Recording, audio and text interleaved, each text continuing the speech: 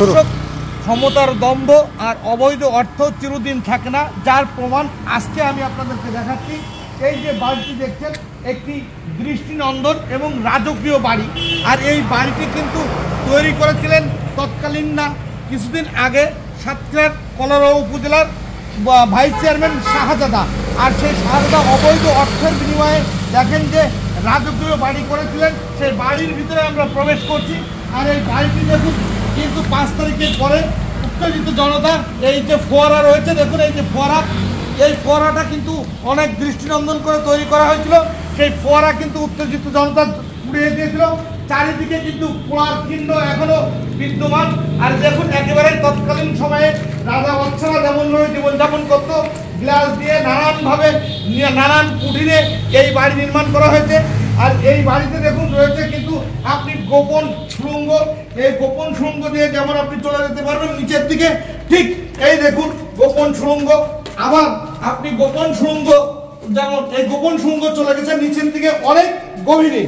কয়েকটি প্ল্যানে, কয়েকটি প্রকল্পে কিন্তু এটা তৈরি করা হয়েছিল। দর্শক, এবার আমরা আপনাদেরকে নিয়ে যাব উপরের দিকে, শাহজাদার গোপন সুড়ঙ্গ ও রাজকীয় বাড়ির যে আদপান্ত, সেই আদপান্ত আমরা তুলে ধরছি।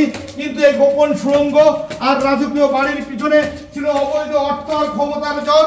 সেই অবৈধ অর্থ আর ক্ষমতার জোর কিন্তু নস্যাৎ করে দিয়েছে উত্তেজিত জনতা 5 তারিখের পরে। দেখুন কি চমৎকার ভাবে উপস্থাপন করা হয়েছে। হাঁটতে হাঁটতে আপনি মনোরঞ্জনের জন্য যে তাজমহলের আদলে তৈরি করা এই শাহজাদার এই বাড়ি, সেই বাড়িটি আমি আপনাদেরকে দেখানোর চেষ্টা করছি। চমৎকার এই বাড়িটি নির্মাণ করার চেষ্টা করেছিল 2000 আওয়ামী লীগ সরকারের আমলে শাহজাদা ভাইস চেয়ারম্যান ছিলেন। ভাইস চেয়ারম্যান আমলে এই দৃষ্টিনন্দন বাড়ি তৈরি করেছিলেন, যেটা কিন্তু উত্তেজিত জনতা, সেই খুলনা সাতক্ষীরা নয়, এটা যশোর সাতক্ষীরা মহাসড়কের পাশেই নির্মিত। দেখুন এদিকে সবুজ প্রান্তর, এদিকে কিন্তু আপনার বসার জন্য রয়েছে নিরিবিলি একটি পরিবেশ। আরও রয়েছে নিচে দেখুন পরিবেশ, ফোয়ারা, চমৎকার সমস্ত ফোয়ারা।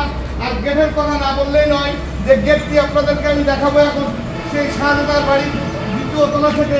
এটা কিন্তু 5 তলা বিশিষ্ট একটি ফাউন্ডেশন।